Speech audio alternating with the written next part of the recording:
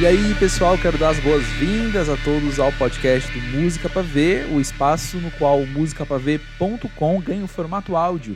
Eu sou André Felipe de Medeiros e trago aqui conversas com músicos muito variados para que nós, que amamos tanto música, possamos apreciar ainda mais os sons que já gostamos. A ideia aqui do podcast é trazer episódios sempre temáticos e hoje, então, vamos falar sobre ritmos e estilos. Por isso, propositalmente, a ideia foi trazer músicos bastante variados entre si, para que a gente possa observar as semelhanças, as diferenças e as formas com que eles dialogam sobre esses assuntos, né? Já fica aqui o convite para você acessar a aba podcast no musicapavê.com e encontrar a página deste episódio, na qual você encontra discos, músicas, clipes, tudo que foi citado aqui ao longo do episódio, que tá muito bom, com muito conteúdo, papos incríveis com Márcia Castro, Saudade, Sorriso Maroto, que marca aí a estreia de uma banda de pagode aqui no podcast, além da Tássia Reis e do encontro dos incríveis Jardes Macalé e João Donato. Mas vamos começar falando então de axé, ou melhor, do novo disco de Márcia Castro que leva esse nome. A obra traz uma sonoridade espetacular, muito impressionante mesmo, com a produção de Letieres Leite e Lucas Santana, além de muitos convidados mais do que ilustres ao longo do seu repertório. Márcia, que bonito seu álbum Axé. Quando eu tava ouvindo ele, sabe o que veio na minha cabeça? Eu lembrei do que o Vado fez com o Ivete, que é pegar a Axé Music e trazer para o universo do Vado. E esse disco, para mim, não é a Márcia fazendo axé, é o axé trazido para dentro da estética da obra Márcia Castro. Essa é a minha interpretação. Nossa, você entendeu tudo, André. Para que não precisa mais da entrevista. Pronto, zerou. Não, por favor, fala comigo. Como é que foi esse processo? Nossa, você foi muito assim assertivo nessa colocação aí, porque a ideia de fato era essa, né? A ideia desse disco começou já tem mais ou menos uns 3 anos. Foi quando uma vez eu conversei com o Marcos Preto, fiz, poxa, eu queria muito fazer um disco com você. E a gente, no meio dessa conversa, estava conversando sobre o meu disco anterior, o Treta, né? Porque o Treta foi um disco que eu usei música eletrônica pela primeira vez e usei sem medo. Eu fui fundo nesse universo, nessas referências eletrônicas, misturando com Bahia. Então, uma Bahia super eletrônica, super contemporânea. E eu falando para ele, poxa, eu acho que o público não entendeu o disco. Eu acho que faltou uma ponte, faltou uma ponte. Eu saí do universo da MPB para fazer uma Bahia contemporânea eletrônica. Faltou um disco de ponte. Aí conversei isso com ele, e no meio da conversa surgiu essa coisa, poxa, eu quero fazer um disco com você. Ele, ouvindo as minhas duas colocações, falou assim, vamos fazer um disco de axé, vamos fazer essa ponte. Eu fiz, caramba, é isso, nossa, é isso que eu preciso. É isso que eu quero fazer. Na verdade, o axé sempre fez parte de minhas referências, né? Eu fui uma foliã de carnaval, fui uma adolescente que brinquei carnaval, então essas músicas de carnaval fazem parte da minha memória afetiva, né, de várias historinhas, etc e tal.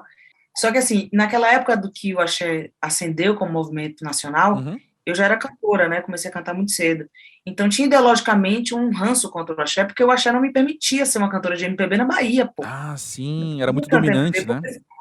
Era dominante, não existia nada que não fosse axé. Nossa, você fazer MPB na Bahia, meu Deus, você vai fazer barzinho eternamente. Desculpa. Então, eu falo, pô, mas assim, eu adorava axé. Eu sempre fui, sabe, carnavalesca mesmo, desde que eu me entendo por gente, eu brinco carnaval. Então, fazia muito sentido, né, trazer de volta toda essa minha história afetiva, essa minha memória, para um disco de músicas inéditas, né, com essa referência.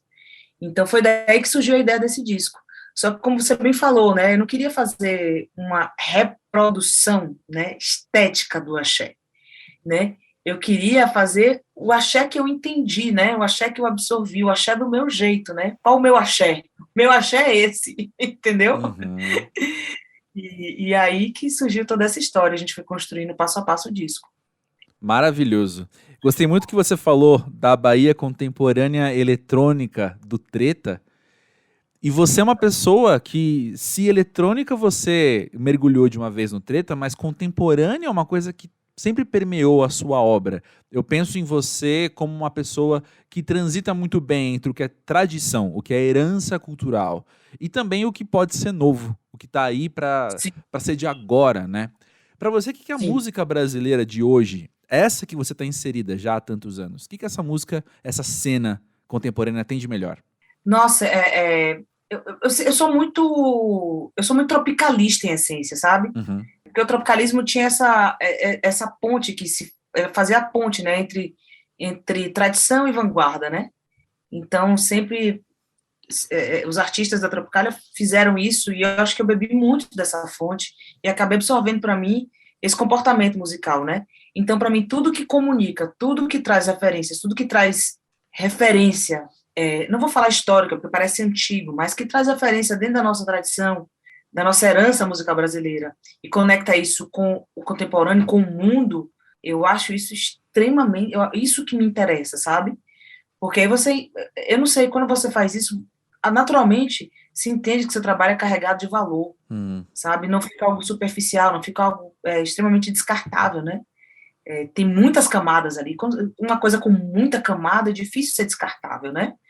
Uma coisa só com uma camada, facilmente ela se degrada. Uma coisa com muita camada, não. Você tem muitas coisas para se absorver. Se ouve essa coisa uma vez, daqui a pouco você ouve de novo, pô, tem aquilo. Aí você ouve a terceira vez, você já descobre uma outra camada daquilo.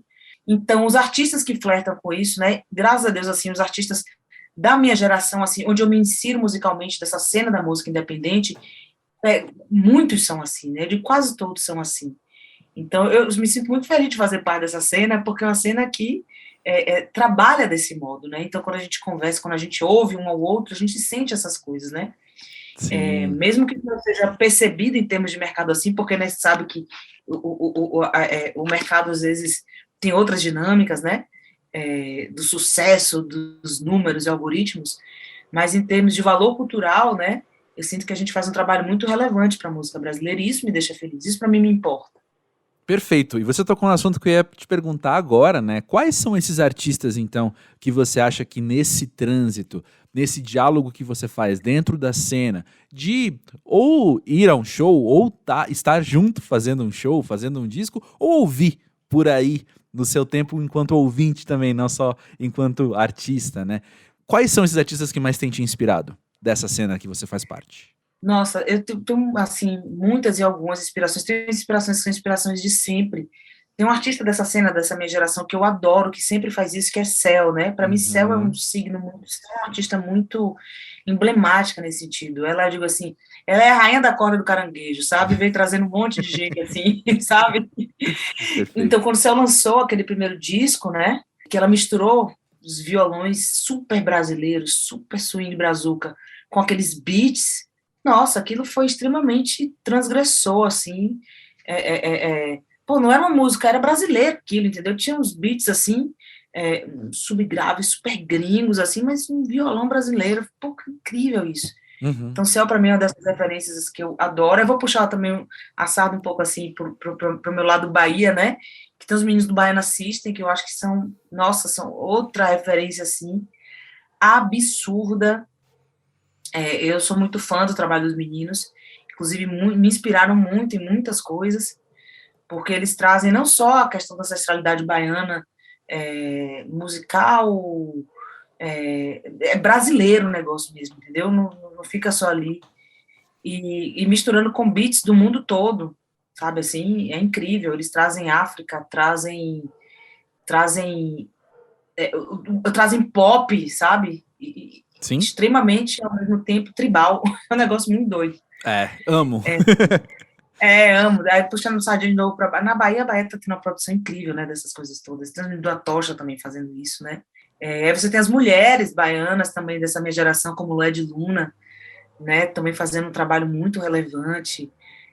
Larissa Luz, são duas mulheres que trazem no trabalho, além da força musical, traz todo um discurso muito importante, né?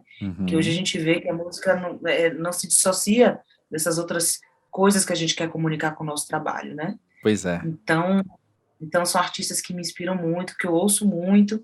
Tem outra artista que eu adoro também, que aí já começou a flertar com pop valendo agora, que é a Duda Beat, claro, né? Sim. Que também faz um trabalho super legal. E tem outro que faz um trabalho que eu também super amo, e que me identifico muito. Eu, às vezes, me acho que eu sou a versão mulher dele, que é o Silva, sabe?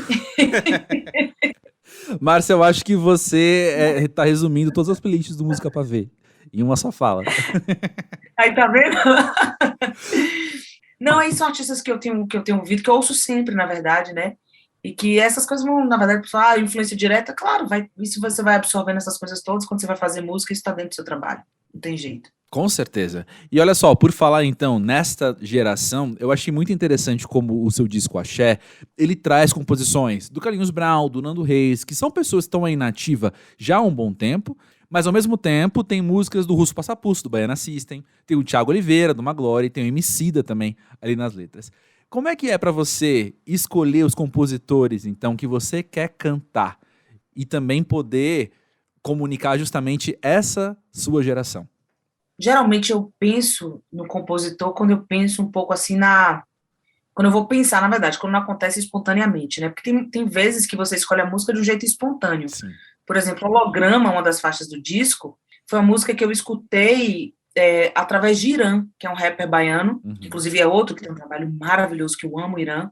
E Irã, ele chegou um dia lá em casa e falou assim, nossa, olha essa música que eu botei no show e tal, tô cantando ela no show, agora começou a cantar, eu fiz, bicho, por favor, essa música não é sua, é minha, você cantou, você só foi veículo, porque essa música eu tenho que cantar no disco novo, tem tudo a ver. E daí essa música do Thiago, o Thiago é o produtor e DJ dele, e daí, enfim, gravei a música, isso foi extremamente casual, assim, e acontece, né? Agora, tem momentos que a gente pensa, bom, tô fazendo aqui um disco de axé, como é que eu não vou chamar Carlinhos Brau, né? Como é que eu não vou pedir uma música para Carlinhos Brau para esse disco? É impossível, entendeu?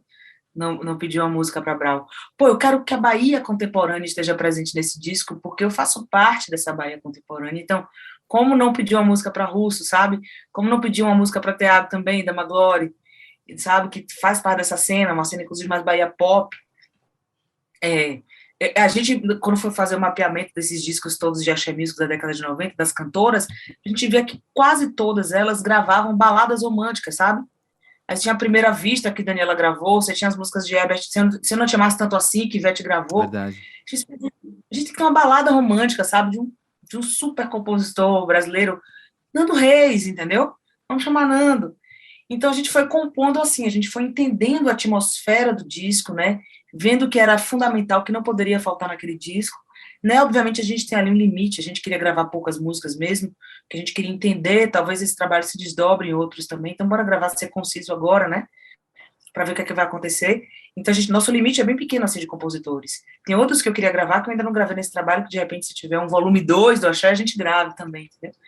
Mas é pensando muito no conceito, vou pensando no conceito e vou entendendo, poxa, esse artista, eu queria muito gravar compositora mulher também, sabe?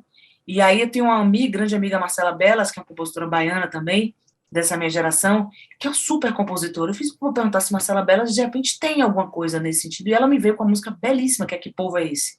A gente vai entendendo a atmosfera do trabalho e vai fazendo os pedidos, né? A gente vira pedinte de música. E algumas eu compus também. Eu compus 2 músicas do disco, né? Que, com 2 compositores também que eu amo, que é o Fábio Alcântara, que virou um parceirão meu, e o Pedro Pondé, que, na verdade, me enviou uma música. E eu senti falta de ter mais letra na música, aí eu fiz uma segunda parte da música. Ah, que legal. Eu acho que você já começou a responder a próxima pergunta, que é sobre quem está com você nesse disco. E eu vou chutar que você vai me contar que tem a ver com o conceito do álbum também, então você escolheu os convidados, né? Sim, completamente, que eu fiz assim, meu Deus, eu queria muito ter convidado, eu sou uma pessoa muito agregadora, né? Tudo que eu faço tem convidado. Dificilmente eu tenho feito coisas, eu faço coisas só, sabe? Até projeto, eu gosto de gente, eu gosto de agregar, eu gosto, sabe, de compartilhar. Então aí eu fiz, mas tem que ter os convidados, eu disse, quem seriam esses convidados? Aí eu conversei com o Marcos Preto. Aí eu fiz assim, nossa, queria muito Margareth Menezes, tem que ter Margareth Menezes. Eu queria muitas cantoras, né? As cantoras que edificaram a música baiana, né? Foram as vozes femininas, né, que trouxeram de fato, né? Daniela Mercury, com o show no MASP, nacionalizou o axé music, né? Margareth Menezes foi aquela primeira cantora negra a subir em trio elétrico, primeira voz negra de fato pop da música baiana. Tem que ter essa cantora ali no disco, sabe? E aí fiz o convite a Margareth, ela topou. Eu participei de outras coisas com a Margareth, a gente já tinha uma relação, então me senti à vontade para fazer o convite para ela. Fiz o convite também para a Daniela, a gente também já tinha tido outras interlocuções, mas sempre é assim, a gente fica sempre apreensivo, né? Será que a pessoa vai topar participar de um disco, né? Um disco é um disco. A Daniela também topou, que eu fiquei feliz e fiz, ai meu Deus, será que é muita pretensão querer Ivete Sangalo? Ivete é uma ícone pop, assim, né? A diva pop do Axé Music, né? Inegavelmente é ela. Aí eu fiz assim, eu vou fazer esse convite para Ivete. Vou ver o que acontece. Aí mandei uma mensagem para ela, né? Eu pessoalmente mandei. Ela respondeu, tipo, 20 minutos depois. E falou, top, claro, tô dentro. Não acreditei. E assim, tipo, meu Deus do céu. Pronto, montei o time que eu queria, sabe? Dessas vozes femininas. Obviamente, tem outras vozes da música baiana super importantes. Tem Márcia Short, tem Márcia Freire, tem Gilmelândia, tem a Lu Bened, tem uma série, tem Cláudia Leite, tem a Aline Rosa, tem uma série de outras cantoras também que são importantes. Mas eu acho que essas três cantoras, elas representam, de algum modo, pilares, né, que são extremamente relevantes e que trouxeram a música baiana, levaram a música baiana para o patamar que ela alcançou, entendeu? Então, para mim, é uma representação imensa. Eu fico muito feliz de ter essas mulheres no disco. Eis aqui uma novidade em primeira mão. Vou-me embora de mim é o primeiro lançamento do músico Saudade desde o seu belíssimo Jardim Entre os Ouvidos, disco que ele lançou no fim de 2020. E eu digo que é novidade porque o Música Pra Ver, na sexta-feira, dia 29 de outubro, faz a premiere desse single. Então, todos já estão convidados para acessar o Música Pra Ver naquele dia e ouvir a música inteira. Mas agora fica aí com alguns spoilers no papo com Saulo von Seehausen, o nome por trás do Saudade, que contou mais sobre a produção da música e sobre o seu lançamento. Saulo, feliz de falar contigo sobre Vou-me Embora de Mim. E para começar essa conversa, eu quero te perguntar, por que lançar essa faixa agora? Cara, essa faixa, ela é uma transição, assim, digamos, entre o que eu vinha fazendo, não, porque eu continuo fazendo, mas entre o Jardim Entre os Ouvidos, entre essa fase, esse ciclo, esse Saudade, Sim. E o próximo disco. Ela é uma faixa transição, assim, entre esses mundos, assim, né? Eu gosto muito de criar uma imagem mental para compor em cima daquilo e transformar isso num álbum no final, né? Então, Jardim Entre os Ouvidos foi isso, e o disco novo é isso também. E essa faixa ela vai estar entre os dois, assim, costurando esses dois mundos, assim, né? E não de propósito, mas o Jardim Entre os Ouvidos ele foi um disco muito super introspectivo, que saiu num momento de introspecção forçada, né? De quarentena, isolamento, todas essas coisas que a gente viveu. É bom falar disso no passado, né? Apesar de a gente estar vivendo um pouco ainda. Mas Sim, importante ressaltar. E essa música, ela costura essa transição, assim, né? Então, ela fala um pouquinho sobre quando você acorda e você tá com aquelas questões de sempre, as de ontem, as de anteontem, e você sente um pouquinho que você precisa dar uma saída de férias da sua cabeça, das suas questões, do seu eu, assim. Então, é esse Vou-me Embora de Mim. Então, acho que tem a ver com essa saída, essa troca de cenários, assim, né? Talvez eu tô indo embora desse Saudade, desse Jardim Entre os Ouvidos, para ir para esse lugar novo aí do disco novo. Pois é, e você ainda não chegou a esse lugar do disco novo, mas onde você está hoje já não é mais o lugar onde você acabou de passar, por onde você acabou de passar, não é? E assim, quando eu dou play na faixa e eu percebo que ela tem uma outra melodicidade, ela tem uma outra cadência, a voz está mais à frente também, tudo isso me surpreende, tudo isso já me mostra esse novo momento. Ao mesmo tempo, tem uma qualidade na música que me chamou muito a atenção, que é uma vibezinha meio atemporal que ela traz aquele charminho vintage e por isso ela é muito contemporânea ao mesmo tempo? Sim. Como é que foi trabalhar tudo isso? Eu acho que essa experimentação, assim, que é ser artista, né, é uma coisa muito louca, porque você está constantemente fazendo retratos do que você está vivendo, e esses retratos estão constantemente desatualizados, né, porque a maneira, quando você lança, você já está vivendo outra coisa, né, porque o processo que é compor, gravar, mixar, fazer todo o processo e lançar, então tem um pouquinho dessa defasagem, né, e a gente vive isso, né? Às vezes você tá fazendo uma turnê de lançamento de uma coisa que você nem vive mais, assim, né? O que às vezes é frustrante, mas ao mesmo tempo é legal, que você tá ali vivendo uma nostalgia, né? Uma coisa meio doida, assim. Então, essa música, ela tem essa característica de ser um pouco mais atual, assim. Ela foi um processo super rápido, na verdade, assim. Eu escrevi para você, né, contando que ela foi uma dessas que sentei no piano e cuspi, assim, né? Tipo, foi uma coisa meio desabafo, assim, né? Então eu quis que o processo de produção e de lançamento fosse um pouco assim. Então eu acho que eu fui bem direto nas escolhas, assim. Então eu chamei para produzir o Gustavo Schirmer, que, pô, assina produções que eu gosto muito, tipo Terno Rei, Marrakech, Jovem Dionísio, e ele tem essa característica, assim, que eu sempre brinco com ele, que é o vintage moderno, né, que eu adoro. Então foi muito a primeira, né, tipo, eu mandei para ele uma demo minha e aí ele me devolveu uma demo dele e eu falei, cara, estamos muito acertando já, assim. Então foi super rápido, né?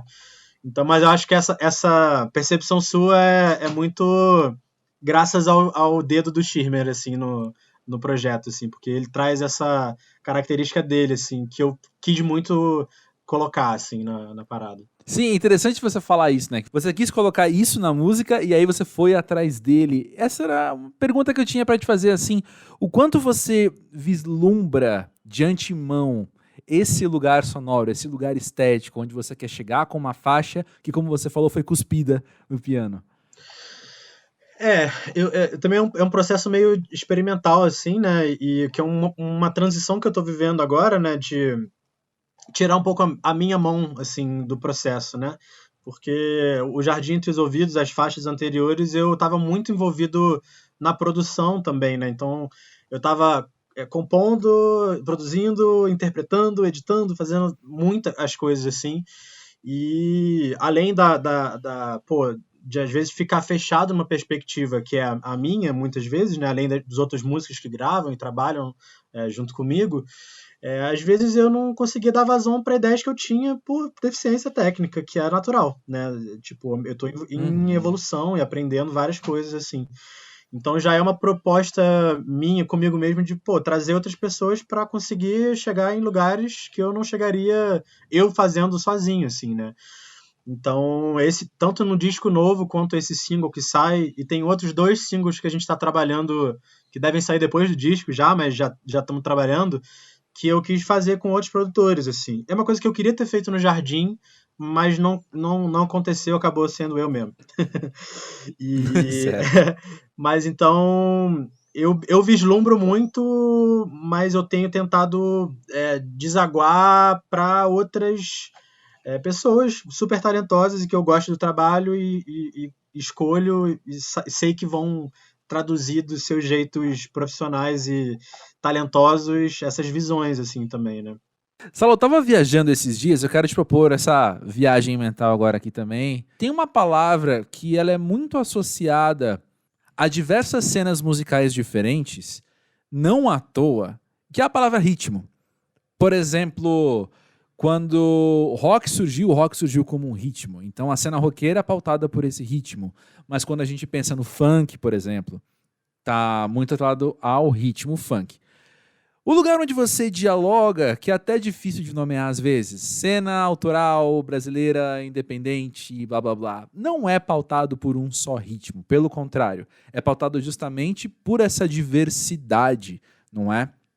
Tudo isso para te perguntar também, Saulo, como é que você vê o seu diálogo com essa cena acontecendo através dessas escolhas que você faz para a estética, entende?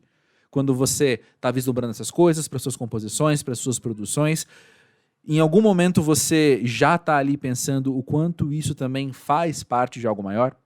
Um pouco, e acho que é cada vez mais, na verdade, assim, né? Tipo, acho que o Jardim Entre os Ouvidos e os singles que vieram antes, eles tinham muito uma proposta de eu encontrar o meu som e minha maneira de compor em português, né? A gente já falou disso antes, mas para quem nunca ouviu e não conhece... Vai lá no site e lê agora.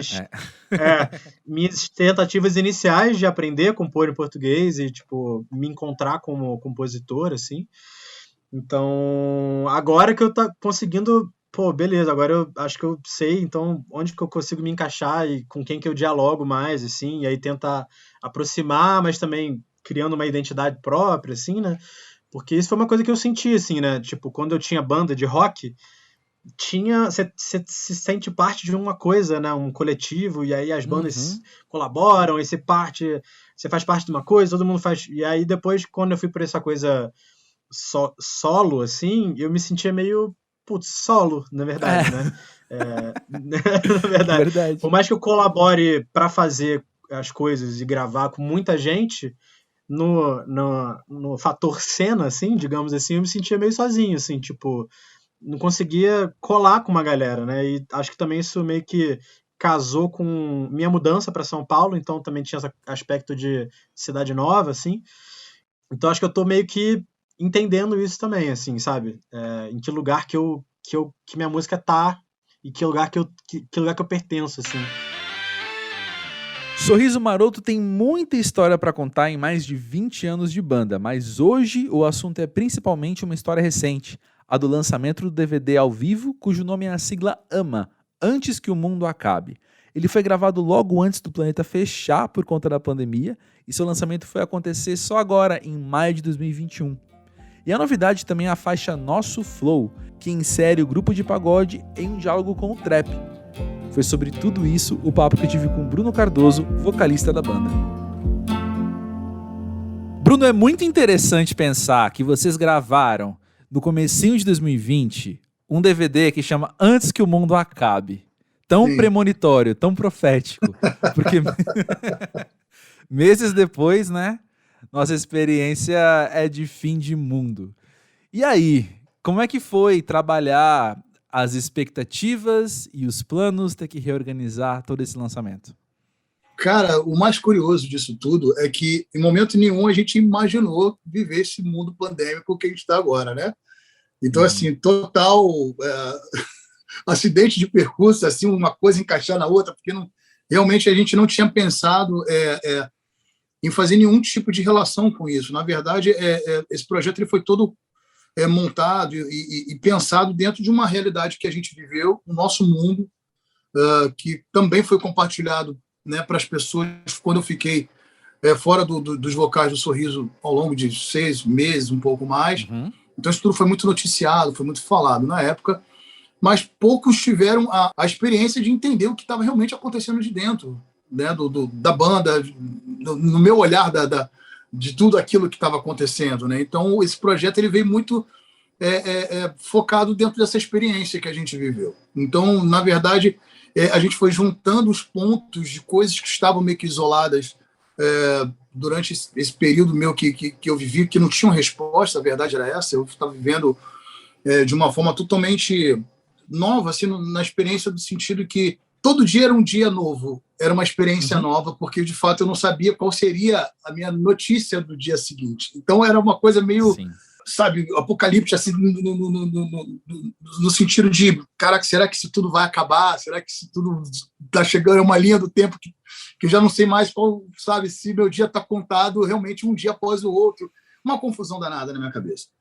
Isso foi muito interessante porque a banda, obviamente, sentiu isso, né, porque ela viveu comigo todo esse processo. O interessante disso é que antes mesmo de eu ficar doente, eu tive uma espécie de questionamento sobre a frase, né? Me veio essa frase. Eu saí do escritório e tal, e eu sempre crio as coisas do Sorriso, eu vou anotando no meu bloco de notas, né? E eu vou colocando ali. Qualquer coisa que seja. Uma frase, uma música, um print de alguma coisa, eu coloco, eu vou colocando nas minhas pastinhas.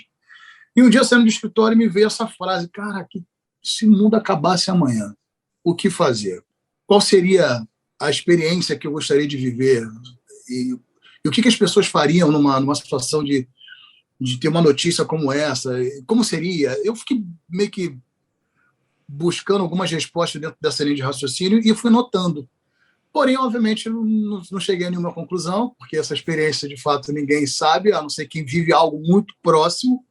E um ano, praticamente, depois, eu vivi uma experiência no qual a gente se questiona sobre essas coisas, né? Será que o meu mundo vai acabar amanhã? E aí começam a vir essas reflexões, essas perguntas e tal. E, novamente, eu me vi naquele pensamento. E, novamente, eu passei a anotar as coisas no meu bloco de notas. Saí do hospital, voltei para a estrada, e, enfim. E a gente começou a discutir sobre projetos novos do Sorriso. E aí, o que a gente vai fazer? Qual seria o nosso próximo passo e tal? E a gente discutindo, chegamos a lugar algum, porque a gente não tinha nenhum projeto ainda tão desenhado, só eu tinha essas anotações e estavam comigo. Eu não tinha compartilhado com a banda, né? E foi engraçado que quando acabou a reunião, assim, metade da banda tinha ido embora e ficaram uns 3 ou 4 comigo. E a gente ali meio que, porra, que reunião de merda. Não aconteceu nada, ficamos aqui 6 horas. E falamos, não decidimos nada e tal. Isso aqui, pô, todo mundo puto, porque não, pô, ficou o dia inteiro ali queimando a cabeça e nada aconteceu, né? E acabou que eles... E aí, Bruno, não é possível, cara, você deve ter alguma coisa anotada, porque eles sabem que eu anoto essas coisas, né? Vê aí, cara, tuas pesquisas aí, puxa alguma coisa, e a gente consegue ter uma ideia nova a partir disso.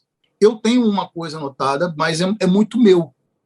Eu não me sinto confortável de ver o Sorriso defendendo uma pauta que é minha, a não ser que vocês enxerguem nessa pauta coisas que liguem a vocês e a banda e tal, e vocês comprem esse barulho junto comigo.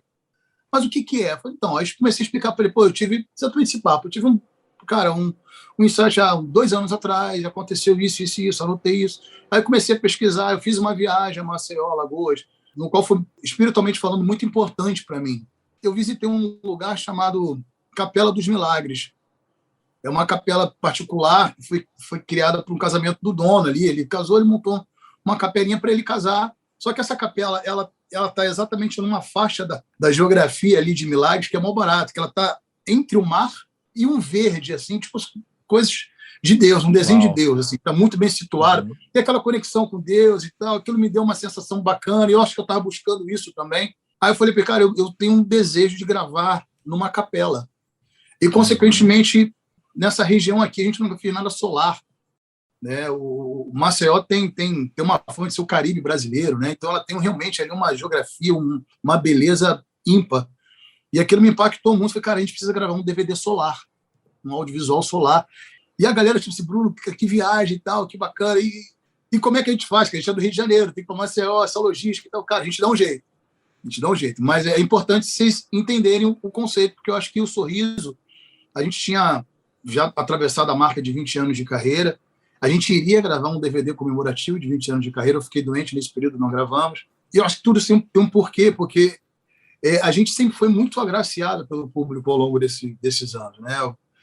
Você fazer música popular num país tão rico musicalmente, né? Você tem aqui na região sul, sudeste do país aqui, o pagode, o funk, muito latente. Você tem no Nordeste, você já tem lá os ritmos nordestinos, você tem hoje o piseiro, que é um fenômeno, aí você tem o forró, você tem o axé, aí você vai para o sul mesmo, descendo ali, você tem a vaneira, você tem um sertanejo para a região centro-oeste do país. Cara, o Brasil é riquíssimo de música. Então, você ter uma banda que faz música popular e você atravessar mais de 20 anos fazendo música, entregando, fazendo shows, viajando pelo Brasil, cara, a gente precisa presentear o público com isso. A gente tem que deixar um legado que não é somente música. E eu me sinto hoje na obrigação de deixar alguma coisa, porque quando eu fiquei doente, fiquei fora dos palcos, o que eu mais recebi do público foi energia boa. Foram coisas boas.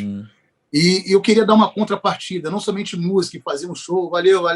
Não, vamos fazer música e vamos deixar algo além da música, nem que seja uma mensagem dentro da nossa música. Ela já é um começo desse link, né, desse elo de comunicação que a gente tem com o público. Então esse projeto ele surgiu muito disso. Caramba, Bruno, quanta coisa incrível. Se parasse por aqui, eu sei que a nossa entrevista já valeu a pena, mas que bom que eu posso te fazer mais umas 2 perguntinhas aqui.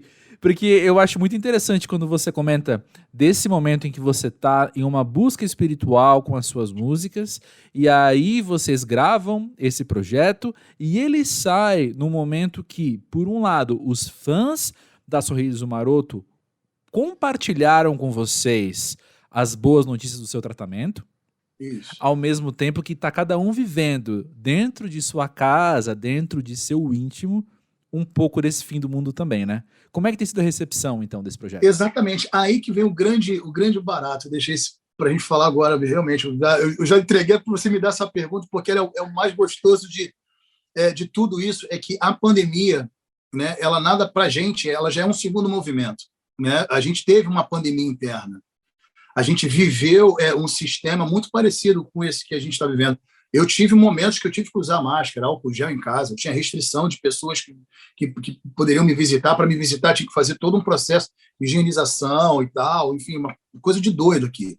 Então, eu vivi tudo isso praticamente 1 ano antes da pandemia, 2 anos antes da pandemia.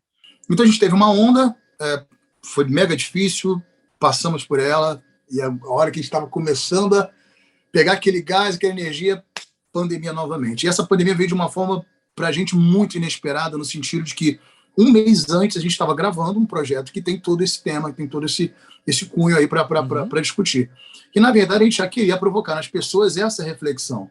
Só que essa reflexão estava muito pelo meu olhar, né? Eu queria provocar a reflexão nas pessoas através do que eu vivi. Então, na verdade, eu estava usando o próprio sorriso como, né, um meio de comunicação da minha experiência. Só que o projeto saiu e ele virou uma experiência coletiva. Todo mundo, em algum momento, passou por momentos similares ao meu, né?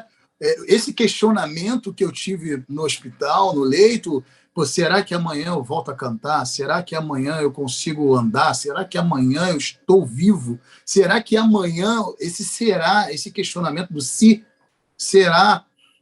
Hoje todo mundo, em algum momento nessa pandemia, fez essa pergunta: será que isso vai passar?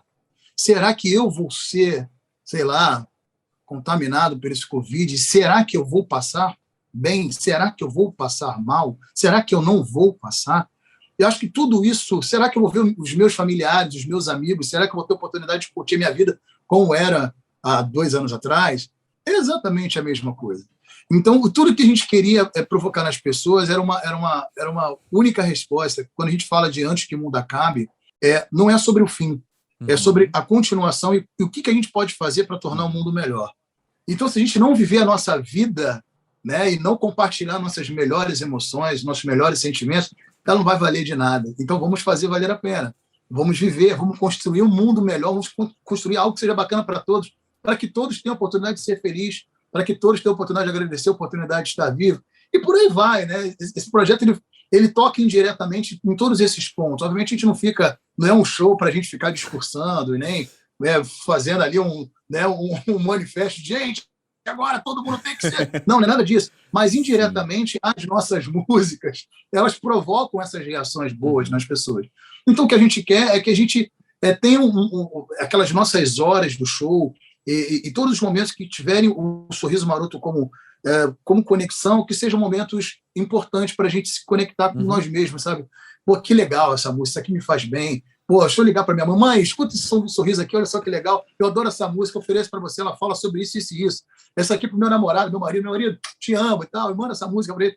Acho que ali tem vários recados dentro das nossas músicas, que não necessariamente a gente precisa ficar levantando bandeiras, mas dentro dela estão várias bandeirinhas ali que a gente pode se conectar e enviar para alguém. Eu acho que é por aí. Maravilha, maravilha. Bruno, eu queria falar contigo sobre pagode, no geral, no primeiro momento, porque eu acho muito interessante como a gente, né, nascido e criado no Brasil, acaba tendo uma conexão muito forte no nosso imaginário, no nosso afetivo, assim, né, com ritmos como o pagode, por exemplo, com os arranjos que eu acho um dos mais maravilhosos que tem na nossa música brasileira, vem do pagode. E aí quando a gente vê Ludmilla cantando pagode, Drica Barbosa cantando pagode, até a Marina Sena tão no meio indie, tocando tamborim no disco dela, eu fico pensando nisso, nossa relação com o pagode. E aí vem Sorriso Maroto e lança nosso Flow. Então, assim, é interessante essa coisa das fusões, né? Você fez aí uma via oposta, né? Quando você fala da Drica, da Lud, enfim, que são expoentes de outros segmentos que acabam, no final das contas, se misturando com o pagode, né? O Sorriso fez o contrário, né? A gente já é oriundo do pagode e a gente vai lá e pega emprestado o trap, enfim, e todos os seus afluentes ali. O interessante é que, na minha visão, na visão do Sorriso, todos esses que você citou, todos eles vêm do mesmo lugar. Todos eles saem dos guetos, das periferias, das zonas mais urbanas e populares do país, e todos eles ali têm a sua ascensão musical dentro dos seus nichos, porém todos eles pertencem à mesma família, são seus afluentes, né? Acho que não existe um pai da criança, como assim, o funk é o pai de todos eles, ou o samba é o pai de todos eles. Não, acho que todo mundo ali vem na mesma família, o pai é um só, mas a gente também não sabe quem é o pai de quem, mas todo mundo está no mesmo tá todo mundo junto ali, né? Uhum. É mesmo a família é muito unida, muito grande, e tá todo mundo ali. E o que eu acho interessante disso tudo é que todos esses gêneros, em algum momento, eles se conectam dentro de um fonograma, né? Falando agora já dentro da indústria, né? Uhum. Em algum momento eles vão se comunicar justamente por conta disso. Você vê a Lud, por exemplo, vou pegar a Lud como um exemplo, que eu acho que ela é um mega exemplo disso. A Lud, ela vem do funk, que hoje o funk que ela vem de um funk bem dos guetos, aquele funk da favela, Uhum. que é mais rimado do que cantado até, né? Ela era aqueles funk de bonde, né? Da galera que tá ali no gueto mesmo, né? Bem enraizado. Com o passar do tempo, ela foi saindo desse lugar e foi migrando para novos lugares. Mas todos eles têm uma linha de condução, tem uma conexão, tem uma coerência na caminhada dela.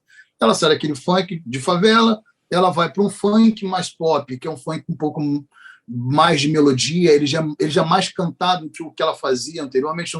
Ele já começa a criar um argumento mais musical e mais preparado para ela se fundir a outros gêneros. E, obviamente, ela foi ficando mais pop, porque o funk tem esse potencial de sair daquela zona dele ali, ele vira pop, ele vira tudo, né? O pop justamente são todos os gêneros em um só.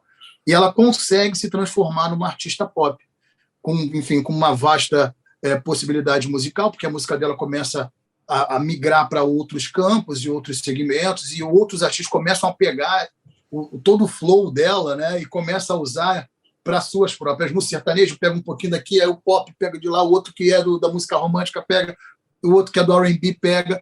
Aí hoje ela já está num papel de uma mulher cantando pagode, né? Com um disco de sucesso, né? 100% de pagode, com artistas de pagode flertando com ela, o Sorriso é um deles. Uhum. E a gente do segmento olha para assim, cara, ela nos representa. Olha só que barato. A gente olha para a Ludmilla assim, ela nos representa. Por que nos representa? Porque a gente vê no trabalho dela a veia que ela tem do pagode. Ela é instrumentista, ela toca instrumentos de pagode. Uhum. Ela toca um tantã, ela toca um pandeiro, ela risca um cavaco. Ela tem todo no DNA dela, toda uma essência de pagode. E aí, novamente, fazendo aquela conexão da família, né, que sai ali dos guetos e tal, o samba está introduzido dentro dessa coisa, toda a formação musical dela, da mesma forma que o funk está na minha, o rap está na minha. Uhum. Né? Eu fui, antes de ser cantor de pagode, eu fui MC de baile. Eu cantei funk nos bailes. Olha só. Né? E depois disso, enfim, eu entrei no Sorriso acabou aflorando essa coisa do pagode mais em mim e tal, e acabou que a coisa deu certo. O meu irmão é produtor e cantor de rap, que aí o rap já é o eixo principal do trap, né? Uhum. O trap já é um afluente do rap. Aí, novamente, a gente se conectando diretamente. E também vem das comunidades, também vem das áreas mais urbanas. Então, novamente, está a gente ali flertando com coisas que já estão dentro do nosso DNA, mas não tão explícitas. E o que aconteceu é que agora a gente está numa fase de mostrar para o mundo tudo que a gente gosta, tudo que a gente acredita, tudo que a gente curte. E, consequentemente, né, o momento do trap do país está muito, muito aquecido. Uhum. Né? A galera começou a entender, a curtir, a procurar os artistas que fazem isso. Uma outra curiosidade que eu vim observando, eu estava, por exemplo, com o Ticão, que é um MC de funk muito consagrado aqui no Rio de Janeiro, e ele já está fazendo um som dele já bastante misturado com o trap. Aí já é o funk se misturando com o trap. Olha só, novamente a conexão dos gêneros urbanos ali, eles novamente aqui se misturando. O Sorriso está no meio disso tudo. Então, o que eu acho o grande barato da música brasileira é que a gente tem um poder de se mutar, de se transformar, de se recriar, né? Na verdade, cria e recria gêneros e subgêneros. A gente fica ali o tempo todo se misturando, fazendo, e acontecem novos sons e sucessos a partir de toda essa mistura que a gente tem. E o Sorriso é um artista que se permite a fazer isso. Eu acho que o nosso flow ela parte muito desse princípio. A gente gosta, está na nossa veia também, e a gente se permite se aventurar e se misturar e ver qual é o resultado que vai dar com o público. Tássia Reis acaba de lançar Próspera Demais, uma espécie de continuidade ou obra expandida de seu disco Próspera, de 2019, com várias novas versões para as músicas que já conhecíamos e já curtíamos tanto, além de novidades, entre elas umas parcerias incríveis com Tulipa Ruiz entre os convidados.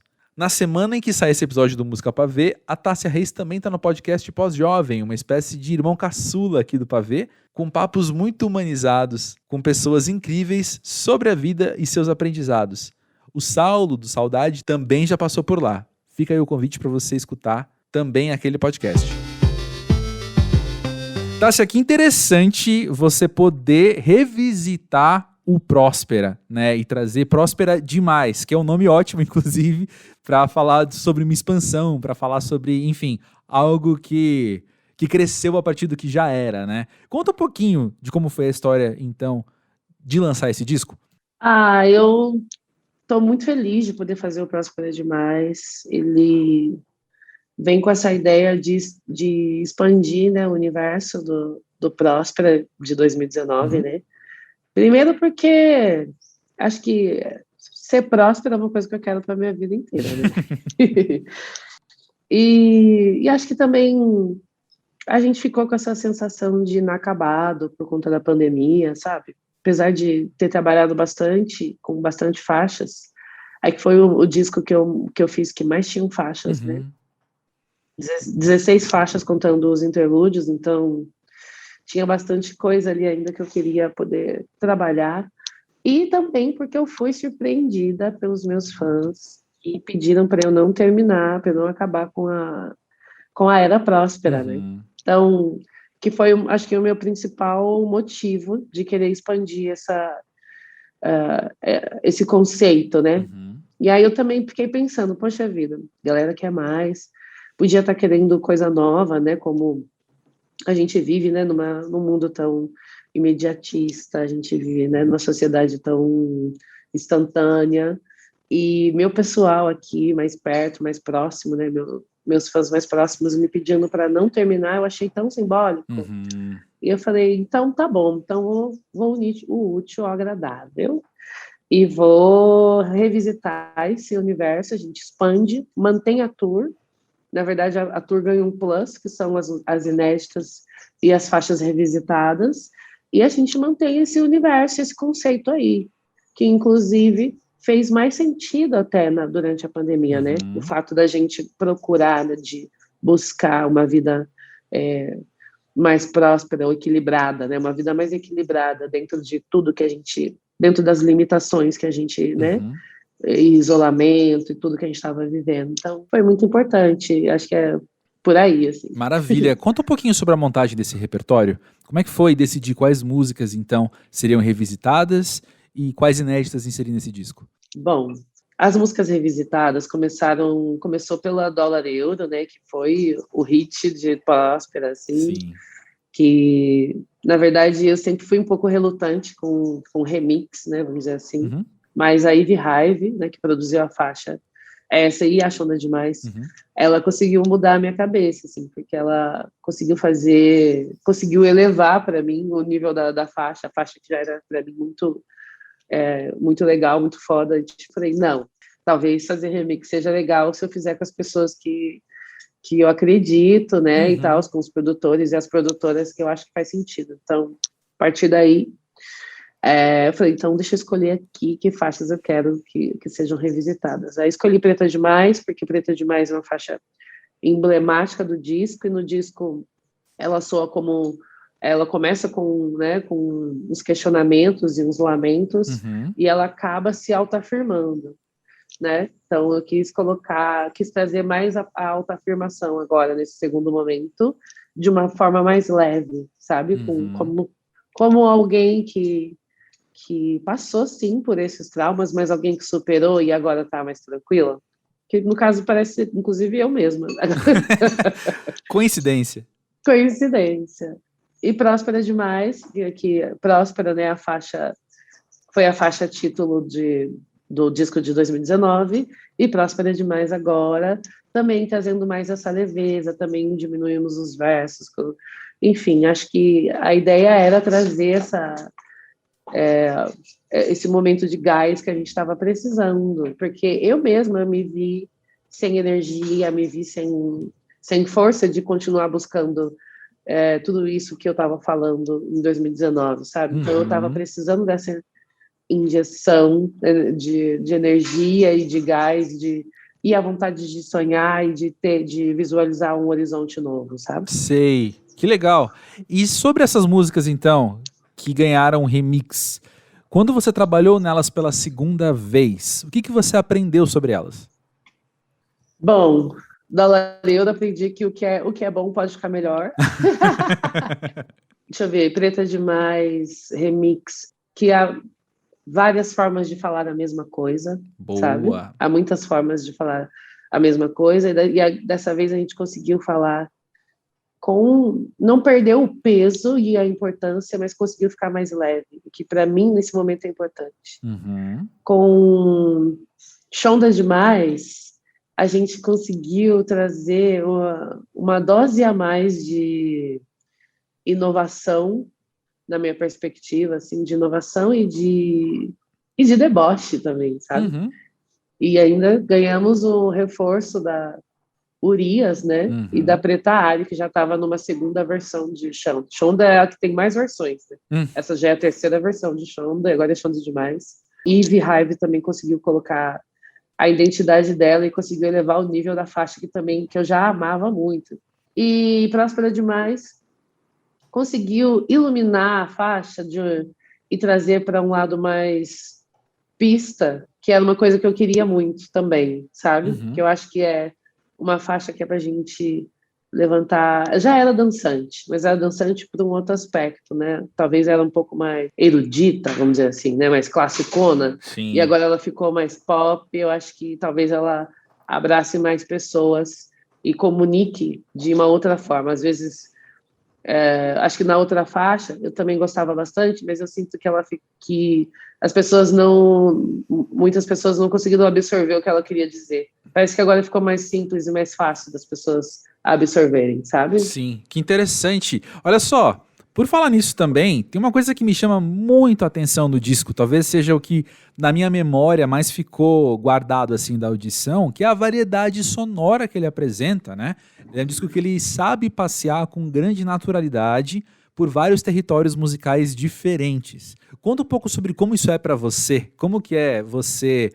Eu não sei se é uma questão de liberdade ou se é uma questão de desafio criativo. Como que é pra você poder, então, fazer essas viagens de um lugar para o outro musicalmente?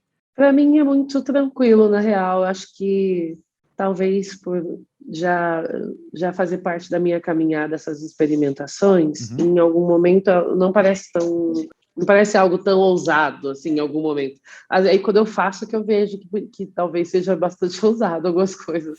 Mas...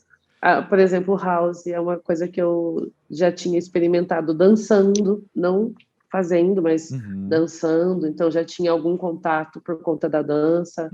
Acho que o que foi mais ousado no álbum agora talvez tenha sido a Dia Bom, né, que é o feat com a Tulipa Ruiz, maravilhosa, que é um pouco, que também é meio house, né, que é entre disco e house, assim, né? Então, talvez ela tenha sido a mais ousada, porque eu não tinha ainda experimentado dessa forma. Mas, para mim, é muito tranquilo, é muito confortável poder experimentar e me enxergar nesses lugares, assim. Então, e é muito gostoso também. Acho que, talvez por ser uma artista que vem da dança antes, né? E depois veio escrever e fazer música. E agora também já está experimentando fazer outras coisas, como ser atriz, por exemplo. Eu não vejo muitas limitações. Acho que musicalmente também tem esse sentido, né? De poder passar pelo samba, poder passar pela soul, que é meu berço também. Enfim, de poder fazer essa grande mistureba aí que dá a Tássia Reis. É até difícil colocar para mim um gênero musical, assim. Eu gosto de falar que é a música da Tássia. E eis que chegou a hora de ouvir mais sobre o papo com Jardes Macalé e João Donato. Eu digo mais porque parte dessa entrevista já saiu lá no site em forma de texto. E agora você vai poder ouvir um pouco mais sobre Síntese do Lance, o álbum colaborativo entre os dois. E se na matéria publicada no site você encontra uma narrativa que explica o que é esse lançamento, eu decidi trazer para o podcast os momentos da entrevista que mostram mais a alegria com que os dois produziram essa obra. Vale dizer que eu gravei com os dois no mesmo dia, porém momentos diferentes. Mas aqui, com a mágica da edição, eles vão estar juntos nessa entrevista. Síntese do Lance. Eu queria ouvir de vocês, para começar, como foi o prazer de poder fazer uma obra colaborativa numa época tão marcada pela solidão. Foi justamente o que foi pro disso, não? Uma alegria, para mim particularmente, foi uma trégua nesse momento tão complicado do Brasil e do mundo, né? Então, o João tem essa coisa de uma alegria intrínseca. O som dele eu diria, feliz. É a coisa que a música dá a ele e dá a mim também, dá a nós músicos uma alegria muito grande. E essa junção de humores, porque ele tem um muito bom humor, e eu acredito que eu também tenho um humor que, para mim, me faz um bem danado.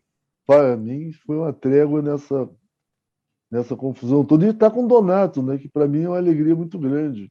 É uma dádiva, que eu sempre acompanhei Donato, sempre, desde que eu conheci o som do Donato, que eu acompanho. Sim.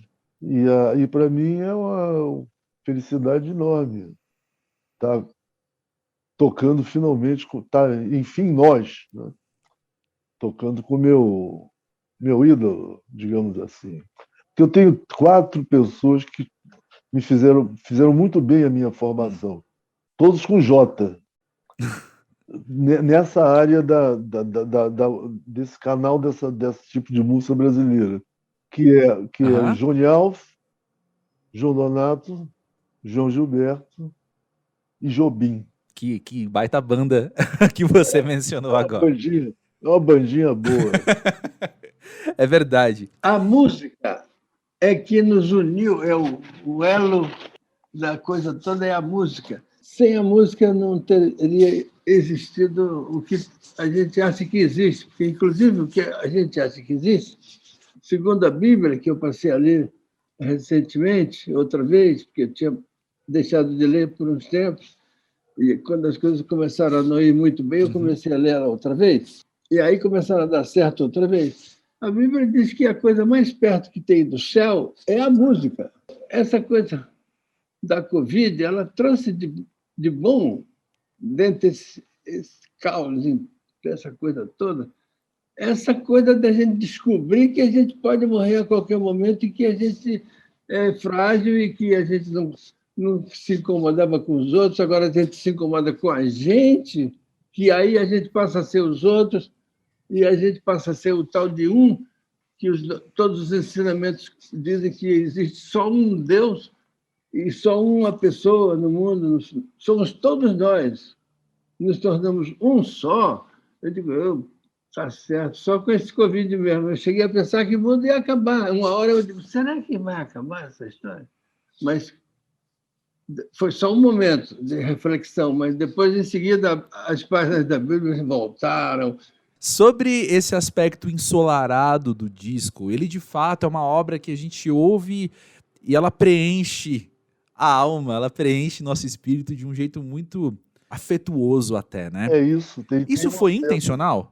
Não, é um resultado natural. Tão natural quanto a capa do disco, né? Que ficou os dois na selva, os dois à vontade, na selva que nos pertence, né? Olha só, João, assim que eu dou play no disco, ele me transporta para um lugar, para um Brasil que eu nem sei se eu cheguei a viver.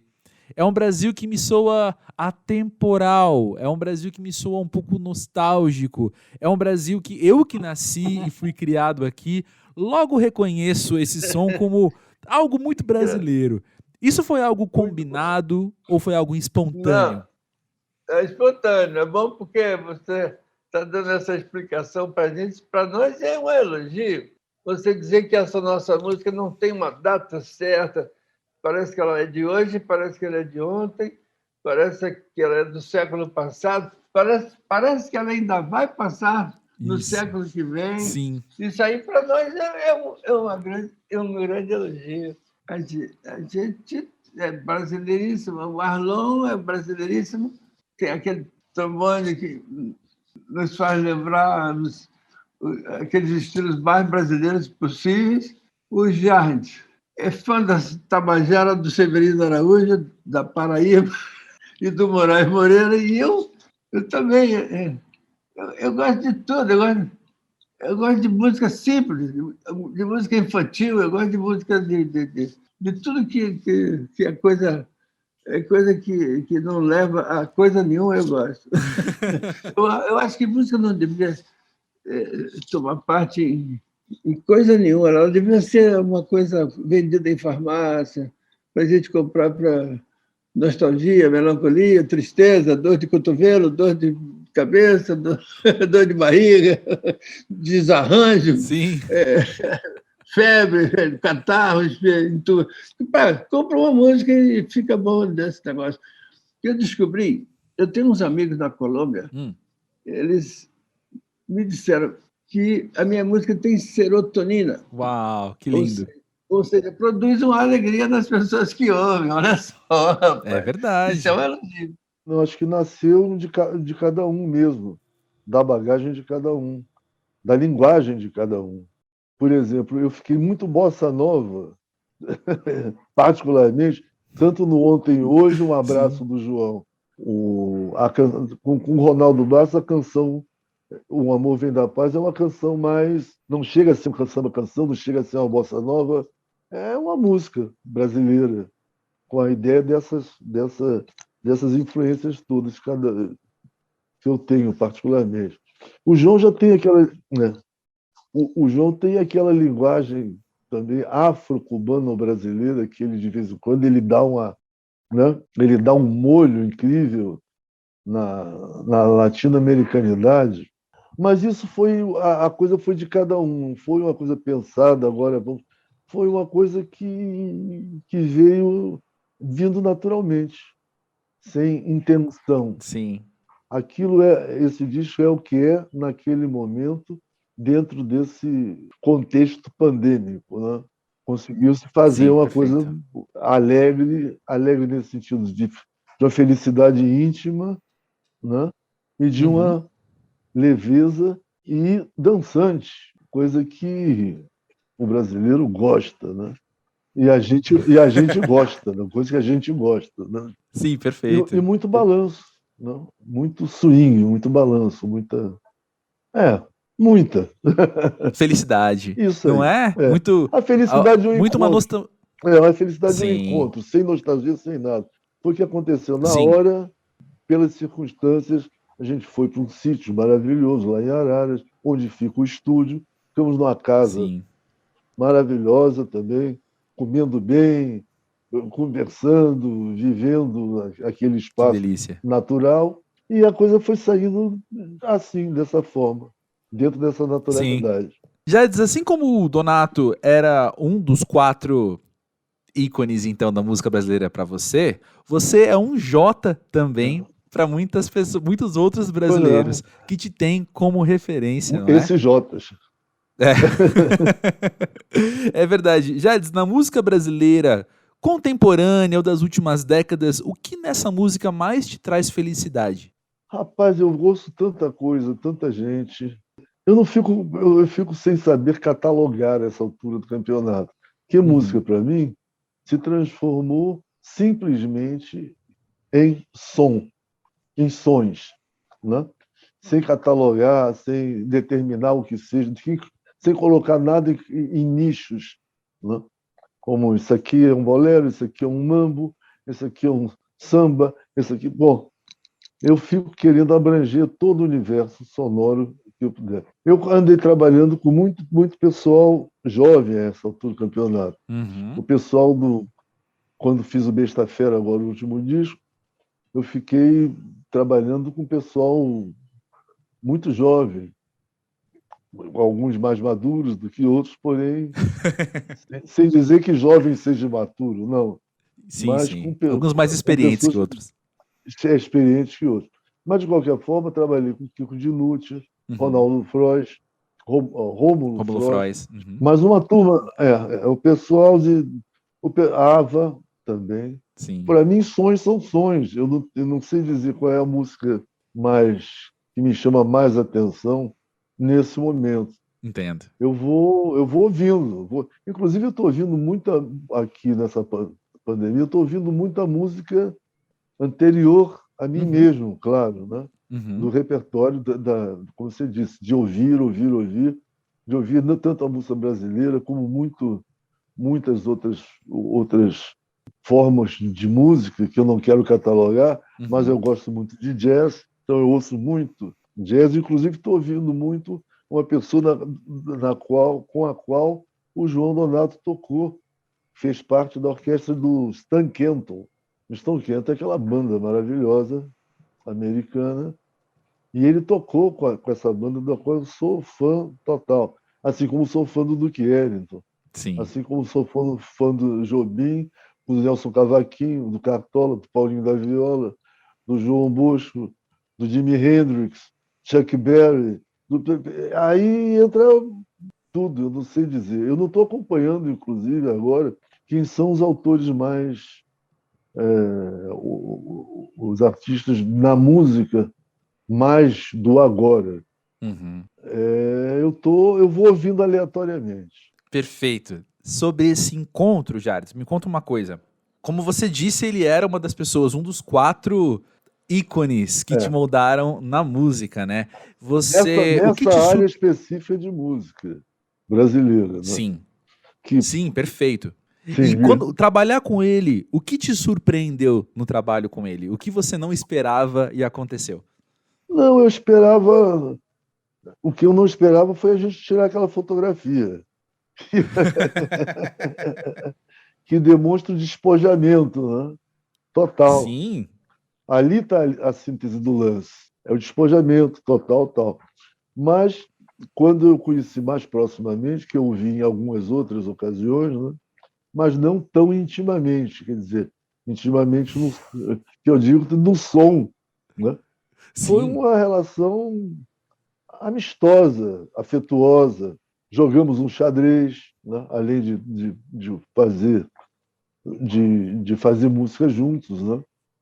E também tocarmos juntos. Foi uma coisa muito afetuosa.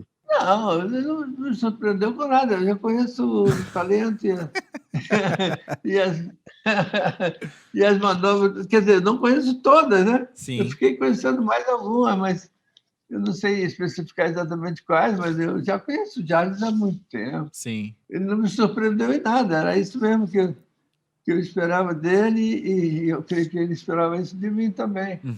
Ele tem umas composições fantásticas. Eu não sabia desse lado assim, mais sofisticado, digamos assim.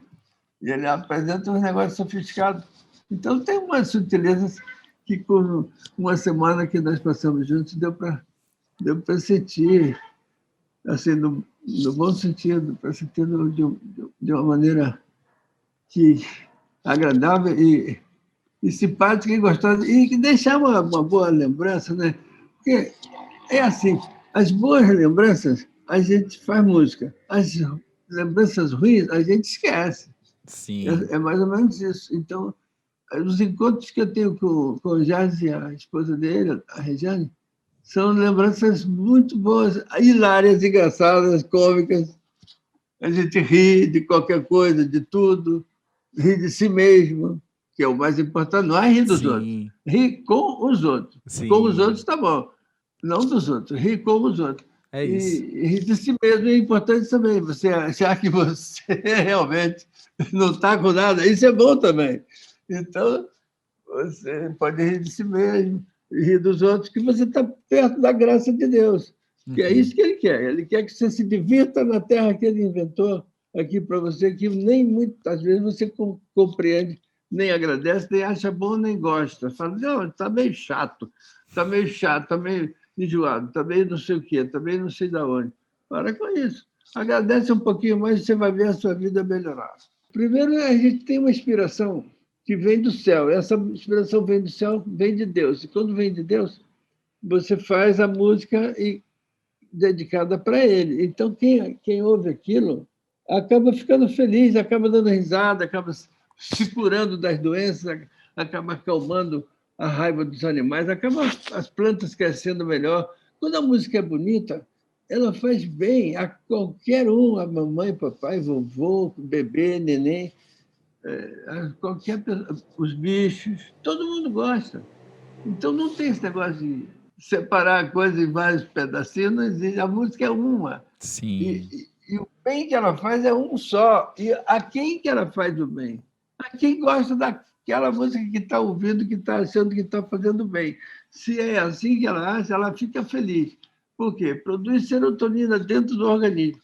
O organismo fica feliz porque o hormônio da felicidade entrou ali através de música. Então, é um mistério, o mistério invisível da música. É uma arte invisível. Você não vê a música. Ela atinge você pelos buraquinhos da gente, assim. Mas você não vê a música. Você sente a música. Eu hoje, por exemplo, hoje de manhã, eu dei uma choradazinha gostosa, que a gente chora não só de tristeza, a gente chora também de alegria, né? Primeira vez que eu senti a chegada de Jesus no meu coração, me deu uma vontade de chorar. Eu chorava, parecia uma cascatinha, um negócio assim, uma torneira. Não era chorinho pequeno, não, era muito. Eu digo, meu Deus, que vontade de chorar e de pedir perdão a todas essas coisas erradas que eu venho fazendo, o que eu fiz, o que eu fazia, e pedir para consertar aquilo, né? Nem foi preciso pedir, só aquela chegada daquela sensação me deu vontade de chorar. Então, muita música, ela produz uma sensação de chorinho, que você não precisa ter um infarto do miocárdio, digamos assim, por prender uma emoção e pretender ser forte. Não, mas eu tenho que segurar que o homem não chora, e isso, aquilo outro. Mentira! Eu desabei totalmente por causa de uma música que estava tocando no meu celularzinho. Eu estava tomando banho e botei o celular para tomar banho. Às vezes eu faço isso, né? Uhum. Aquele banho artístico, com música tocando. Banho artístico, com música tocando. Demora muito, faz a barba, não sei o quê. Demora um bocado. A música me fez chorar, rapaz. Eu achei tão delicioso aquilo. Eu digo, olha só, que sensação. É como a sensação de dar uma bela risada, assim, você vai quá, quá, quá, quá. Não é imbatível um negócio desse? Você não sabe por que está rindo, mas está rindo. E rir é uma coisa gostosa, sensacional, né? A gente até paga para rir, né? Para ver uma comédia, uma coisa. Então, a gente também até paga para chorar, porque chorar às vezes é gostoso mesmo. Não, compre, me dá aí. Uns 10 reais de choro aí, eu quero chorar 10. Pode até comprar para chorar. Aí bota uma música. Você já sabe que vai chorar com aquela música, porque já passou por ela e já chorou várias vezes. Sim. Então tem uma que eu choro para todas as vezes que acontece. Concerto número 2 para piano e orquestra de Rachmaninoff. Olha só, quem quiser experimentar, bota baixinho, não bota estourando, não, que estourando até canção para ninar incomoda. Você bota baixinho. Sim. O volume é importante, é fundamental. É verdade. Qualquer música boa tocada alto fica horrível. Qualquer música ruim tocada baixinho fica deliciosa. João, deixa eu te perguntar, dos ritmos brasileiros que vão aí desde os mais regionais aos que a grande mídia abraça, o que você mais gosta neles? Olha, a gente tem uma infinidade, né? Nós temos, sei lá, centenas de ritmos no Brasil. Mas eu gosto do calango de Minas Gerais, aquele calanguinho. Outro dia, Martinho da Vila teve aqui em casa para a gente combinar de fazer um disco juntos, né? E fizemos uma meia dúzia de coisas e saíram uns 2 ou 3 calanguinhos. É o calango de Minas Gerais. É gostoso. E tem a coisa da Paraíba também, que eu gosto, do Jackson do Pandeiro. E tem o samba o samba pagode do Zé Bezerra da Silva. E tem os pontos de macumba que o Adelson Alves me apresentou quando eu cheguei no Brasil de volta dos Estados Unidos. Ele me abraçou e disse: você merece conhecer o Brasil porque você está chegando agora e não viu o Brasil por dentro. Assim, me levou para o interior de Minas para ver Folia de Reis, para ver o jongo na Serrinha, em Madureira.